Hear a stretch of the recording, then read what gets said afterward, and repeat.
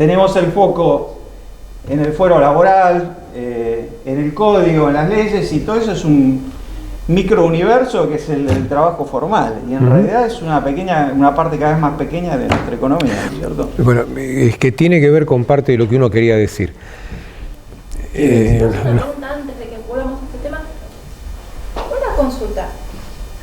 Ya que los empresarios son culpables de tener gente trabajando en negro y se les puede multar por eso, el empleado sabe que está trabajando en negro, ¿no es responsable también? Sí. Siendo así, ¿no debería abstenerse de hacerle un juicio al empleador? ¿No deberían los dos compartir la pena? Contarle la parte no pasa, la no parte pasa, débil. no pasa, porque no. A ver.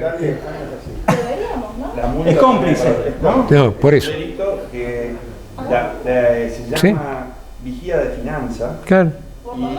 Y si te descubren que vos estás en negro, también sos responsable. Sí, es fraude contra el Estado. Porque Claro. es un aporte que no estás haciendo. ¿Por qué solamente esto ataca al empleado? Claro, es que habría que enfocarlo así y no como se lo enfoca hoy, que es de manera persecutoria. Ahora,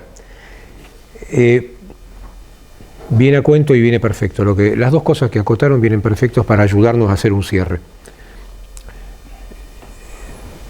Cuando nosotros defendemos como aberrantes estas indemnizaciones agravadas por trabajo en negro, no quiere decir que defendamos esa mala práctica del empleador, aun cuando muchas veces es el mismo trabajador, con la excusa de que los planes, de que los pierdo, que le pide, y el buen empleador le dice, está bien, te tengo en negro.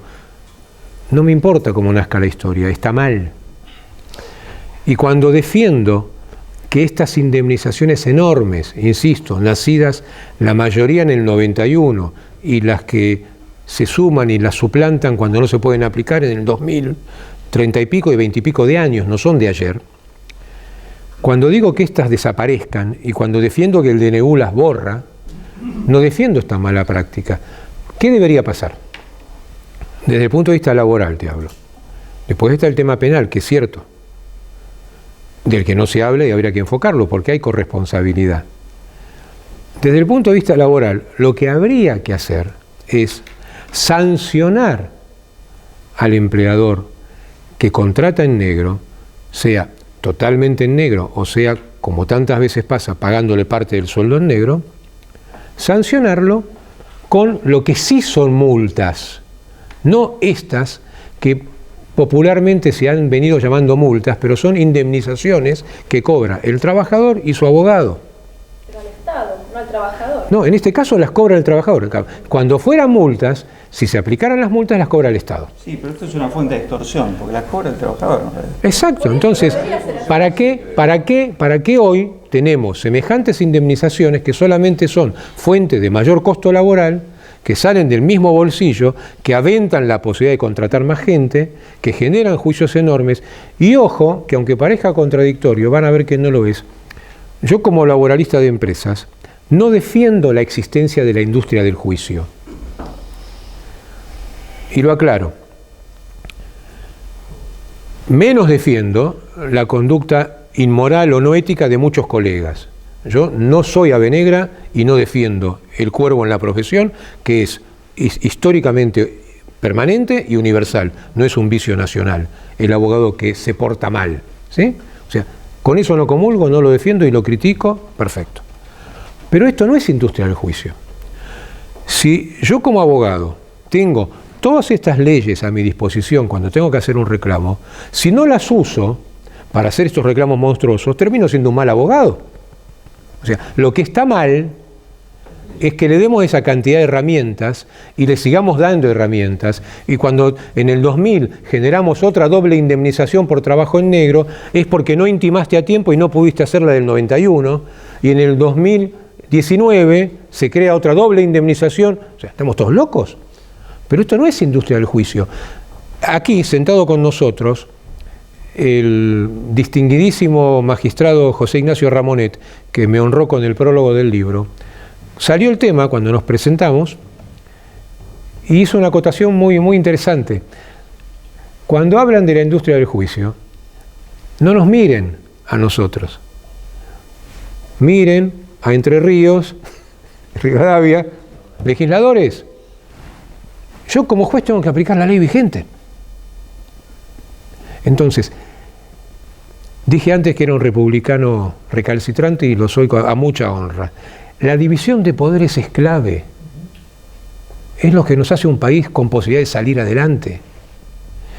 Y la Corte es el principal poder, por eso me place cuando se anima a marcar jurisprudencia y me preocupa cuando no se anima a decir el DNU es válido, porque eso que lo resuelven los legisladores. Con eso no comulgo, para mí es un error. Ahí está jugando a la política cuando no debería hacerlo. ¿Sí? Pero digo, la división de poderes es clave, el autocontrol es clave, pero que los legisladores de verdad legislen pensando en quienes lo votaron y no pensando en los mandatos partidarios, es clave para una república sana. Entonces, saquémonos de la cabeza el concepto de que el empleador es malo y el trabajador es la víctima. El trabajador es la víctima de un sistema como este, que lo hace no ser contratado en negro, o que lo deja sin trabajo porque la empresa cierra y se va. Eso es ser víctima. No es ser víctima que no le dejes tantas indemnizaciones a disposición. Y cuando dije antes que no estaba en contra, teórica y racionalmente, de un sistema de fondo de cese, ¿por qué lo aborté en esta etapa? Porque, insisto, negocio, vivo trabajando de esto. Si yo sé que el sistema estaba incorporado a la ley de reforma laboral, que no se tituló así, de Mauricio Macri del 17, con la Cámara con bastante poder legislativo, donde pudo imponer una ley que reformó el tema de accidentes de trabajo y disminuyó muchísimo la litigiosidad y esa industria del juicio. ¿Por qué no caminó la ley de Macri, que tenía un fondo de cese laboral optativo, no obligatorio? Bueno, lo que me llega a mí, trabajando con y contra sindicatos y charlando con legisladores de entonces, es, al tener ese artículo, no pasó. Sin eso hubiera pasado. Bueno, con ese dato y con mi percepción de litigar todos los días y de trabajar todos los días con sindicalistas más o menos amigos y más o menos enemigos, dije, ¿para qué voy a ir al mismo camino? ¿Para qué voy a chocar otra vez contra el mismo iceberg? ¿Y por qué no? Y en esa búsqueda termino descubriendo que la solución hoy, no la ideal, la posible, es el sistema de la ley que cumple 50 años, la indemnización tarifada. Pero eso sí, como les dije antes, me permite negociar con la CGT y con el sindicalismo y con la bancada opositora hoy y decirles, les mantengo las indemnizaciones, pero saco todo lo demás. Y no afecto derechos adquiridos. Ahora, esto no quiere decir que en otra etapa, porque esto es un ciclo, vuelvo, y perdón, estamos como estamos no por el gobierno anterior contra el que yo despotrico, ni con el anterior, ni contra el anterior. Esto es un ciclo de malas gestiones y se va a arreglar, si Dios nos ayuda, con un ciclo de buenas gestiones, de gestiones virtuosas. Nunca con un solo ciclo. Y más grave aún, lo que estas malas gestiones destruyeron, y nos va a llevar mucho trabajo a todos reconstruir, es la cultura del trabajo. Y no tomamos conciencia de eso. Todos los que aquí estamos nos generamos como hijos y como nietos de quienes vinieron a hacer la patria grande, armenios, italianos, españoles, criollos, y ninguno pensaba en que el Estado lo debía mantener. Y venían de verdad con una mano atrás y otra adelante. Venían a dar, no venían a pedir. Ahora, ¿cómo hacemos para terminar con el concepto de que yo tengo derecho a que me des? Y generar el concepto, vos tenés la obligación de generar bienes y servicios para la sociedad que te formó. No es moco de pavo. Es un cambio cultural.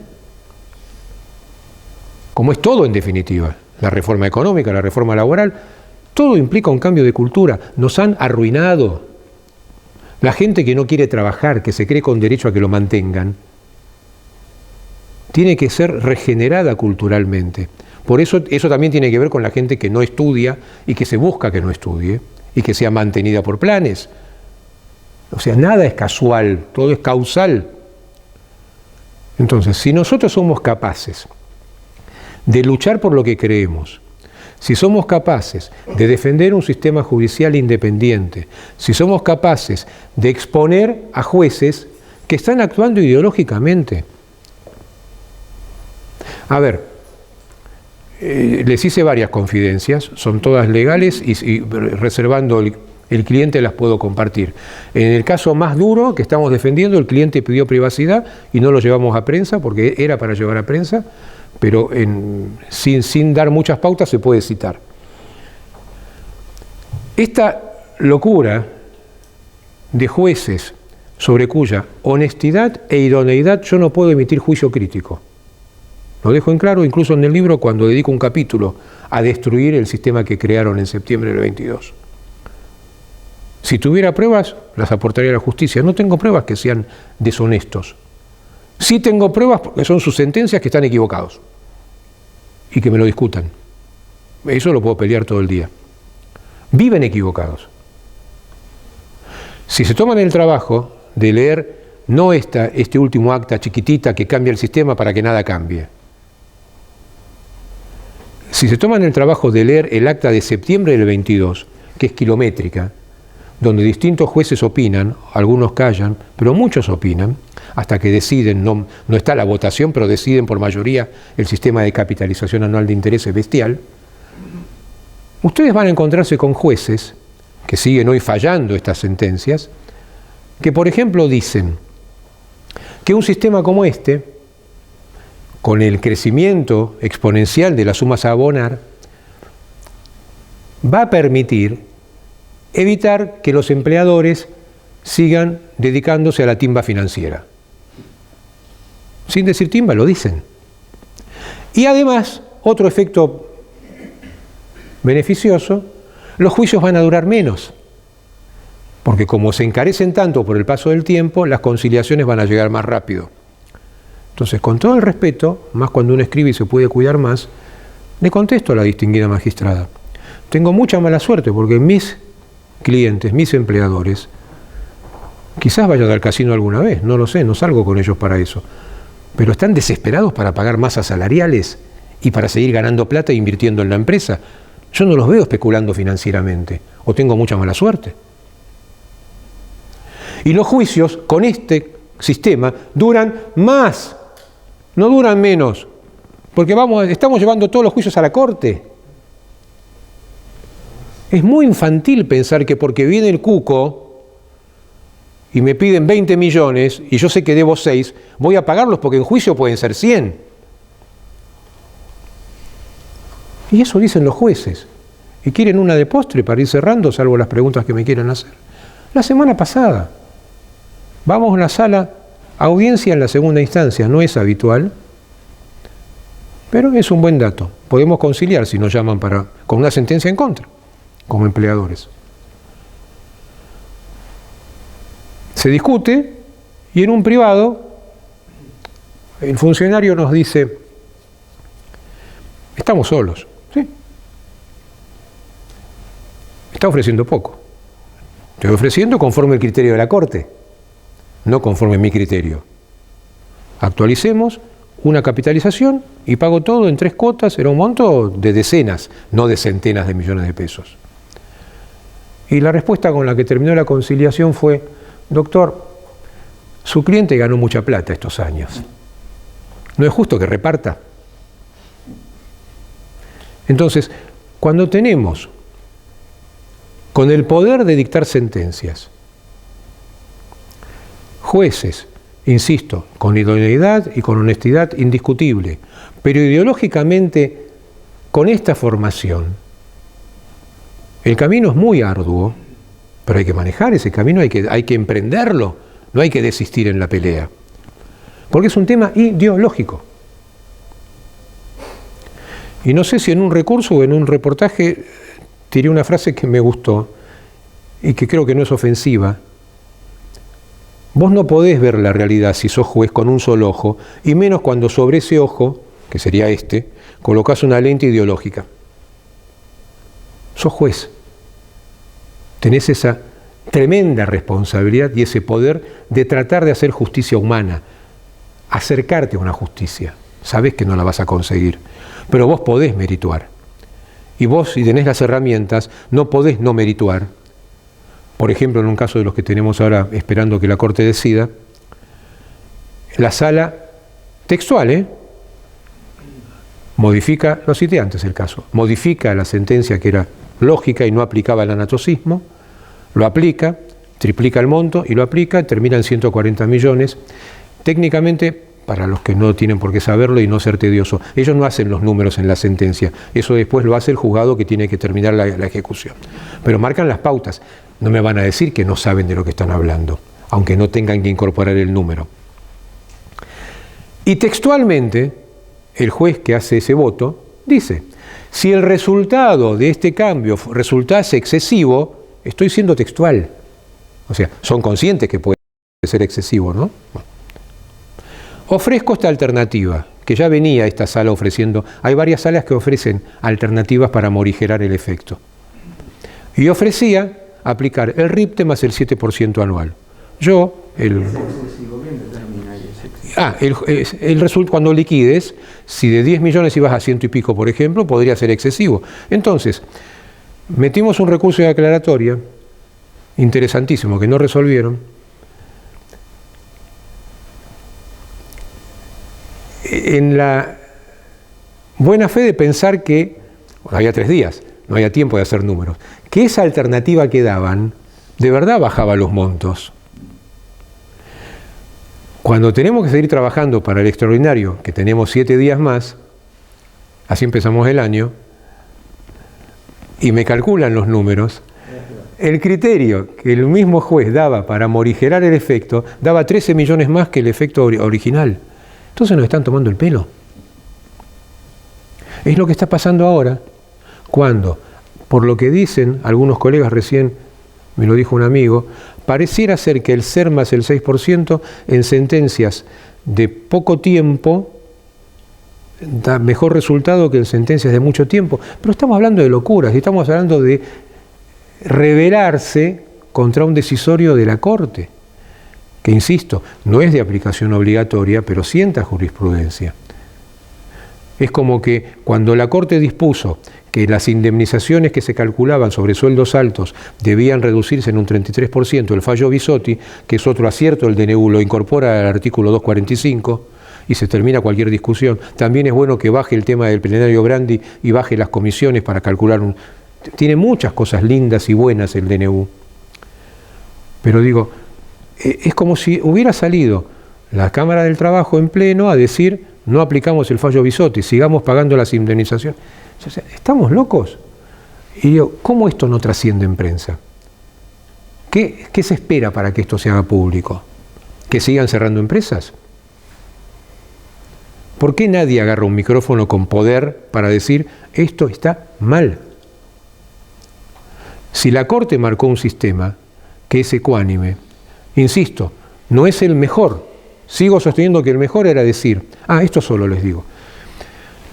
¿Por qué los jueces fijan los intereses? También muy burdamente y muy simplemente dicho para legos. Cuando éramos chicos, se actualizaba, que es el sistema, igual que dije antes, para un país normal el fondo de cese es bueno, en un futuro lo veo. Para un país normal, lo mejor es actualizar y se terminó el problema. La ley de contrato de trabajo tiene una norma que expresa eso, que los créditos se actualizan por índice de precio al consumidor y listo. Como se prohibió indexar por esa ley vieja que después se ratificó contra la ley posterior, los jueces no quieren aplicar indexaciones, no quieren actualizar. Y entonces inventaron, y lo dicen así, no es metafórico ni oculto, una actualización indirecta, que es, en vez de intereses bajitos, que antes era la actualización más un interés bajito como el interés normal por el uso del dinero de otro.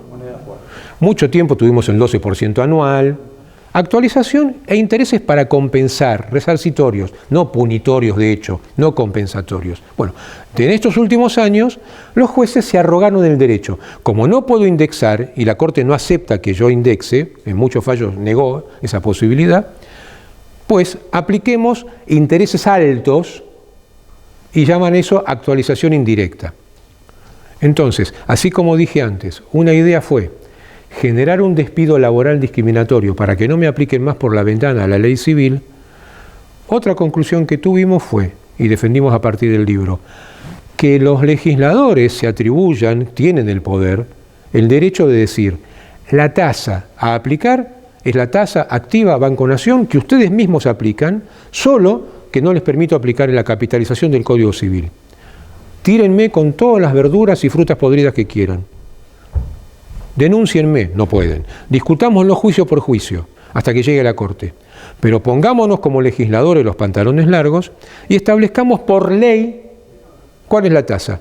Y como soy un negociador nato, no estoy yendo a la tasa más barata para mis clientes.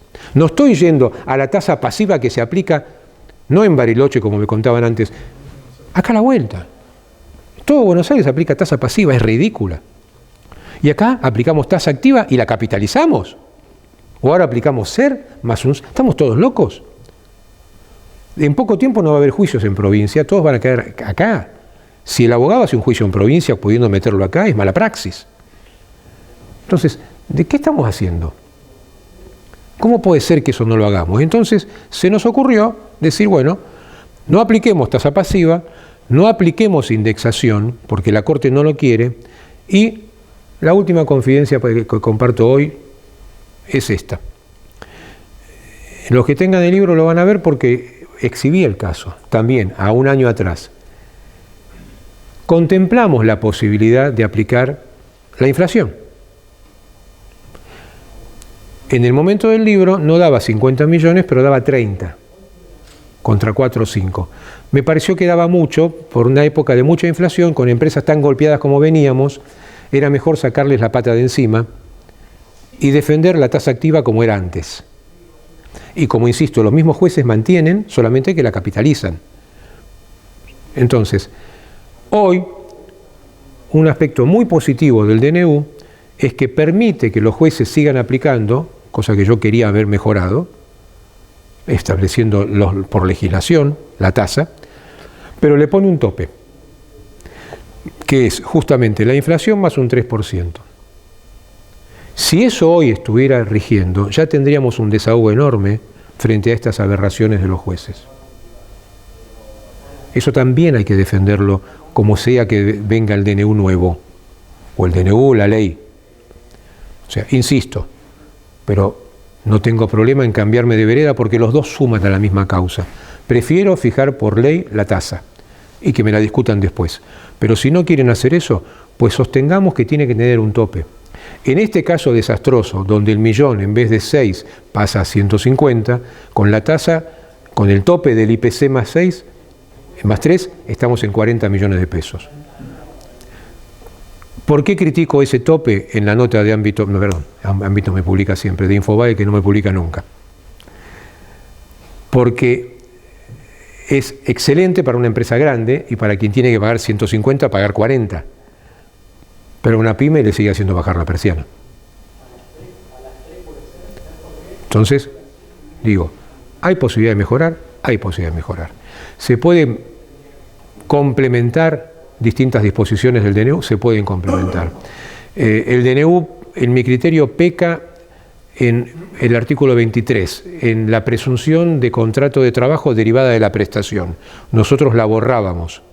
Generábamos la obligación del trabajador de probar que había subordinación triple para que haya relación de trabajo. ¿Esto por qué? Lo digo rapidito.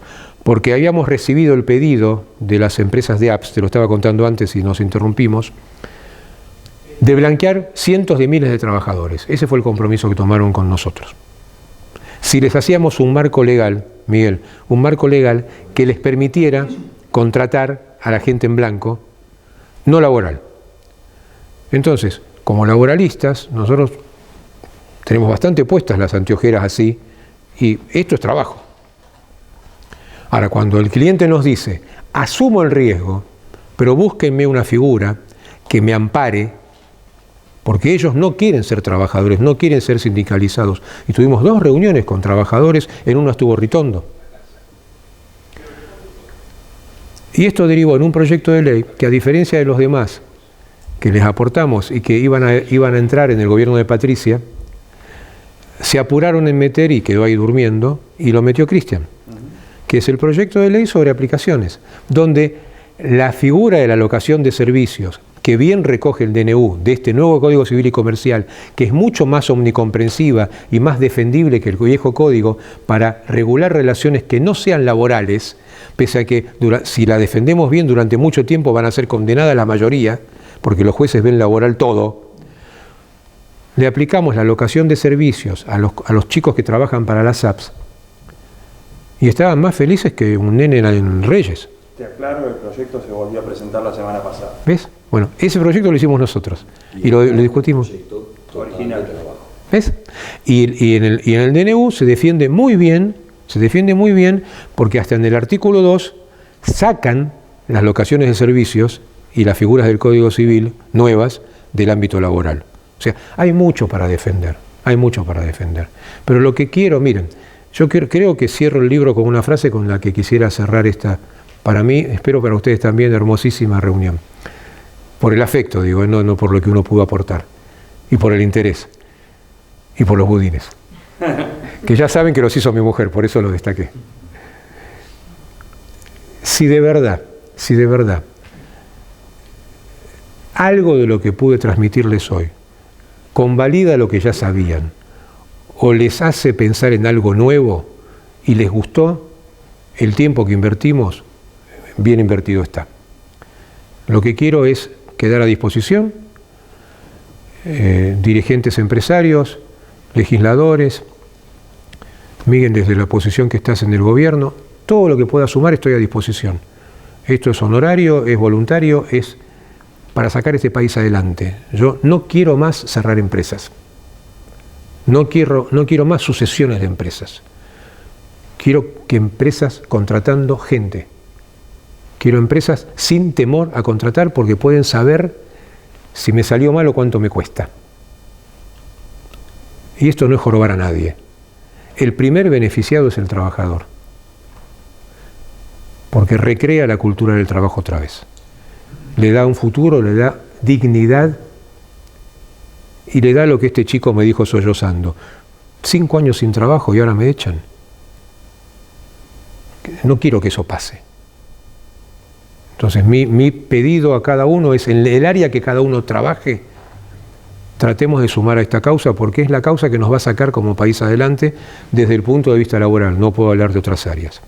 Así que de mi parte, gracias a todos. Perdón, ¿te puedo hacer un comentario? La que quieras. Sumando a lo que vos decías, el cambio cultural, que no sale por la cultura misma, sino por medidas estructurales, creo que es una buena noticia, si funciona, que se terminaron los planes. Obvio. No, pero se Obvio. terminaron ya. Pero obvio. Los planes pasan 1 millón de personas, del 1.200.000 que tiene desarrollo, que queda con 200.000 personas que son las más vulnerables, el resto pasa a trabajo. Bien. En un plan en el cual no tienen ninguna contraprestación que dar, pero el plan termina en 2 años, está flat el valor, va a ser 78.000 pesos 2 años y sin ninguna intermediación de las organizaciones sociales. Perfecto, Si directo. logramos mantener eso, Directo, sí. desaparecen los planes y después, ahora, toda la ayuda a esas personas se está dando a través de la UH, a través del plan de chicos recién nacidos, a través de la tarjeta. No, es maravilloso, y de es los subsidios a la maravilloso. oferta. El trabajo que están haciendo en Capital Humano es maravilloso. Pero esto es una estafa al resto de la gente. Porque Pero hay un obvio. millón de personas sobre 4. Pero obvio que es parte de esa mala política que critiqué desde el comienzo. Y obvio que es con un fin deleznable, no es por un fin de colaborar con la buena gente. No, sí que sí, lo aplaudo absolutamente. Jorge, comentario como contador, te digo, porque estuve escuchando a ustedes, viste, que te da 6 millones, te da 150, te da 40, que para mí la inflación no puede zafar. Se hace que discutir si está bien que haya una inflación. Sí. Conceptualmente, mantener el poder adquisitivo del dinero te obliga, por lo menos, si partís de esa base, que sea por inflación y aparte te remunerás con un 3%. Sería lo lógico. De interés. Sería lo lógico. si se discute o no si hay indemnización, un punto. No sé si lo tendrás en tu libro, que no tuve el gusto todavía de leerlo. Y la otra parte, ¿se mide la capacidad contributiva? Nada. Porque agarran un balance y... Nada. Yo creo que el derecho es el mismo para un trabajo. No hay sentencia, es hermoso lo que me preguntabas porque muchos no lo han visto. No hay sentencia donde el juez contemple quién es quién. Claro. Cuando yo era muy chico, y nunca hice penal, pero me tocó a veces acompañar, había una audiencia obligada en el viejo procedimiento penal antes de la sentencia, donde el juez tenía que ver al posible reo. ¿Te acordás? Sí, a procesar. Yo acompañé a uno una vez y tenía más miedo yo que él. Eso no pasa. Me lo voy a contar una como cierre que va a ser linda. O sea, perdón, una pregunta. ¿Los Vengo. jueces no evalúan de ninguna manera el daño que le hacen a la empresa cuando fallan? Jamás. Les voy a contar un caso real, ya prescripto, que hasta podría dar los nombres. Éramos muy chicos.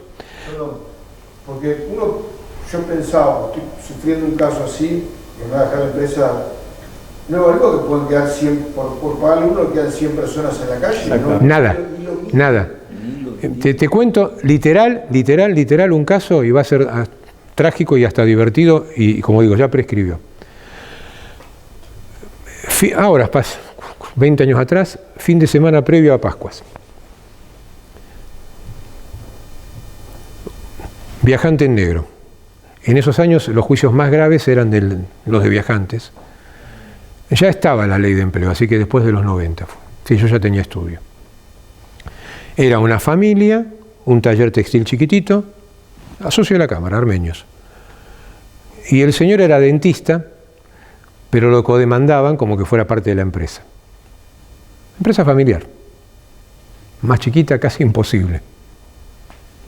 Juicio larguísimo, como todos los juicios nuestros. 20 intentos de conciliación.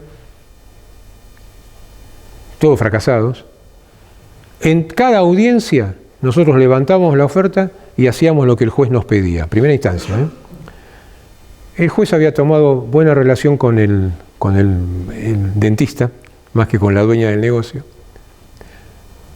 Es más, yo le decía, anda, habla con el juez. Iban, tomaban café. ¿Y qué te dijo? No, que en la audiencia haga lo que él me dice. Íbamos a la audiencia, Jorgito Chico, el cliente, la clienta. ¿Cuánto ofrece? Y 2 millones. No, ¿qué millones? Estamos hablando de otra plata. Pues pongamos 2 millones de hoy. Muy bien. Déjeme hablar. 10. Y así fracasamos. Como 4 años de juicio, Semana Santa. Nos convocan otra vez a audiencia. Bueno, vamos. El juez conocía ya al cliente, conocía su historia, conocía su taller, conocía todo porque se habían hecho amigos. Nunca nada ilegal, nunca ningún premio, ningún regalo, ningún soborno, nada. Tenían buena relación. Nos atiende, estaba la abogada y el viajante, un hombre muy mayor, esta pareja y yo. El despacho del juez nos muestra en el costado una cantidad de papeles así y con la voz más lúgubre que podía haber usado, pone la mano y dice, este es su expediente. La sentencia ya está lista. No la quiero sacar ahora porque uno de ustedes va a pasar unas Pascuas muy tristes. Les doy la última posibilidad de conciliar este juicio. Bueno, sale uno, queda el otro, nos quedamos el matrimonio y yo con el juez. Yo escucho que el juez les dice, ofrezcan lo que yo les digo, 2 millones, no, ofrezcan 4. Pero no lo tenemos. El juez les dice, más humano imposible. Verán después cómo lo pagan, ofrezcan 4, yo sé lo que les digo, hágame caso. Los dos con ese temor reverencial ante el juez. Después me vienen a mí y dicen, no tenemos, cállate, ya está. Cerrá. Te va a condenar, te está dando la posibilidad, cerrá. Yo sabía los montos a cuánto podían llegar. Salimos, entra la colega con el trabajador, tuvieron como 20 minutos. Nos hacen pasar, la misma cara fea, lúgubre, llama al secretario, cerrá, no hubo conciliación, pasa sentencia, nos dio la mano y nos echó a todos. Uno que puede imaginar. El juez conoce la realidad de esta empresa. Es un caso donde la conoce. Conoce que es buena gente, le da trato de amigo, toma café con él cuando lo va a visitar al juzgado preocupado por su juicio. Cada vez que le dijo, hace esto, la empresa lo hizo. La otra parte nunca bajó de sus 15 millones, de sus 15 millones, de sus 15 millones. Salió la sentencia por 25 millones. Murió la empresa, al dentista lo exoneró.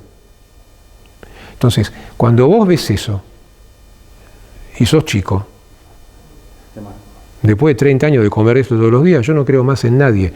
Absolutamente seguro que no ven nunca el efecto. El caso este de los 140 millones de pesos es un supuesto accidente, enfermedad, de un chico que tenía 24 años y hoy tiene 36 años, debe estar jugando al fútbol mejor que yo, porque lo que tiene es mucho menor que lo que tengo yo acá en la columna. Y le dieron un 24% de incapacidad. Y si no lo paramos, ese chico se va a llevar 160 millones de pesos. ¿Ustedes se piensan que el juez meritó que es un chico que está sano? No están pagando una muerte, ¿eh? Y que el juez meritó que después de eso hay 150 personas que se pueden quedar sin trabajo porque la empresa cierra si paga eso. No. Pero vos bien dijiste que los jueces aplican lo que dice la ley. ¿Es algo que aplican mal o en la ley no está previsto? No, la ley no obliga a tomar ese tipo de actitudes. Pero vos, ahora depende de cada uno, vos juez podés hacerlo. Nadie te impide hacerlo. Es como, ¿por qué el juez no toma ninguna audiencia? Yo lo discuto con los amigos jueces. Vení un día, cuando eran audiencias presenciales, normales. Vení un día, acá en Capital el procedimiento es, las audiencias son separaditas. No digo vení siempre, tomar las audiencias no podés, pero vení un día y conocé al empleador y al trabajador. Un día, llévate una impresión. Enseguida te das cuenta quién miente. Lo mismo a la audiencia de testigos. Enseguida te das cuenta quién miente. No hay ningún juez que yo le digo a cientos de juicios y están siempre los secretarios. Y negociar con un secretario, jamás hablar con el juez. No, y ojalá fueran secretarios. La mayoría son pinches. Sí. Pero ahí, Jorge, pregunto, ¿no? ¿No tendría que haber también dentro de estas propuestas o estos proyectos de ley modificar esto? Sí. Que no se... Sí, es procedimiento laboral, sí. Sí. Digamos, operativamente que el juez no trabaje a través del papel únicamente, sino como actor social que tenga... Por eso digo, hay mucho que hacer, hay muchísimo que hacer. Está casi todo mal, pero insisto, empecemos por algo. Ahora, vamos a empezar, como le criticaban a la inicial ley bases, ¿vamos a empezar por la toga de los jueces o vamos a empezar por la reforma impositiva y la reforma laboral en lo que decimos funde empresas? Bueno, empecemos por algo trascendente. No termina esto en una ley o en dos leyes o en un decreto o en dos decretos. Esto es un camino, como dije también recién. Hay mucho que hacer, hay infinidad de cosas para mejorar. Pero, insisto, empecemos por lo que donde se nos va la vida. Lo que pasa es que es asombrosa la desconexión con la realidad. Parece la nueva familia Patricia de Argentina. Sí. ¿Viste, flaco? ¿Sos aristocrático o sos un juez laboral? Es verdad. El fuero familiar es lo mismo. Es verdad. O peor. Es verdad. La justicia laboral tiene una raíz sindical muy fuerte. Muy. Y lo que habría que modificar urgentemente es el Consejo de la Magistratura. Oh, absolutamente. No puede ser que de 12 miembros, 9 sean políticos. Absolutamente. Exactamente al revés. Absolutamente. Entonces después no es culpa. Por eso digo, no es casual que esto es un proceso. Ahora, ¿por dónde arrancamos? Si no arrancamos, sabemos dónde estamos. Bueno, si la sociedad votó un cambio, es porque quiere un cambio. Entonces, apoyemos ese cambio, no nos quedemos en chiquiteces, vayamos por los grandes premios. Y hay mucho de grande. Insisto, derogar indemnizaciones, derogar la posibilidad de que los jueces apliquen intereses como se les cante y perdone el latinismo. Me porté bastante bien hasta ahora. Entonces, eso no es legislar en contra del trabajador o de los sindicatos. Es más, yo puedo negociar con el sindicalismo, hay versiones que ahora lo dicen, no tocar la cuota del afiliado no obligatorio, porque es parte de lo que tengo que hacer para negociar. Tengo tiempo para ir por eso. En los proyectos de derecho colectivo que generamos, había una cláusula clave donde me acuerdo que los técnicos pusimos asterisco a decisión política. Pues dijimos, nos encantaría meter la mano acá. Pero esto sale o me aborta todo lo demás. Bueno, eso hay que saber negociarlo. Pero vamos por un camino, vamos por organizar los planes, vamos por terminar con el curro. Bueno, yo quiero terminar con el curro de estos juicios. E insisto que no hablo de la industria del juicio como una culpa del abogado. Sí del abogado corrupto, que los hay. Pero estas herramientas, si no las usa, es mala praxis. ¿Cómo no va a usar todo esto a favor del trabajador? ¿Cómo el mismo abogado que los primeros días me decía, uy, salió lo que vos querías, sonamos? No, salame, vas a ganar más plata porque vas a tener más trabajo y más juicios. Ah, tenés razón. Ahora está festejando porque otra vez tiene posibilidad de mandar por decenas de millones de pesos. Así trabajamos. O sea, todos piensan en la plata sin mucho esfuerzo. Otra vez un tema cultural. Un tema cultural importante es transformar el Ministerio de Trabajo en Ministerio de Trabajo y no de los trabajadores. Nosotros terminamos de cambiar el nombre de la Dirección de Agrupaciones Sindicales, sí, señor, Dirección de Agrupaciones de Trabajo. Sí, señor. O sea, no puede ser que el ministerio sea de los sindicatos. Es del trabajo, no de los trabajadores. Pero eso pasa, eso que pasa del ministerio pasa con la justicia. Claro, pero tienen que ir. Pero bueno, también es el camino. Lo estamos empezando. El trabajo de cada hueso es sucursal del sindicato.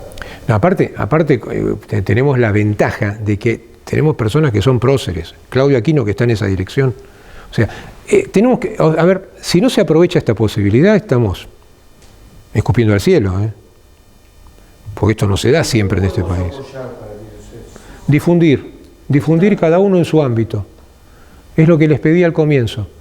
Y es lo mismo que les pido si después reciben el material del estudio. Todo lo que sale en general los viernes y me hace el equipo de prensa es para que esto trascienda, para que cada uno en su ámbito lo discuta y lo defienda, obviamente si cree en eso.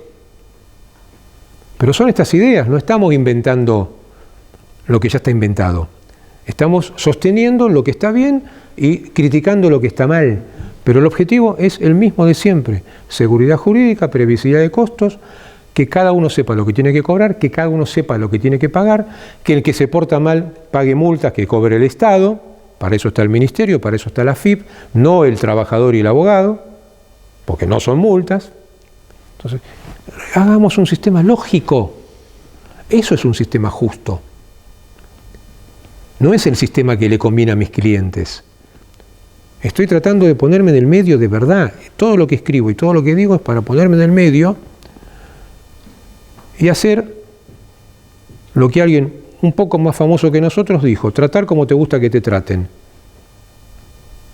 O sea, si yo soy trabajador, tampoco me gustaría que me saquen todos mis derechos porque este gobierno es de derecha. No es así, no hay derecha o izquierda. Es justo o injusto, es honesto o deshonesto. Ese tiene que ser el límite. Y si acá tenemos en cargos de relevancia gente honesta y no tenemos gente que viene por el tachín o para llenarse los bolsillos, bueno, es el momento de aprovecharlo. Porque no fue siempre así. Bueno, ese es mi alegato. Gracias.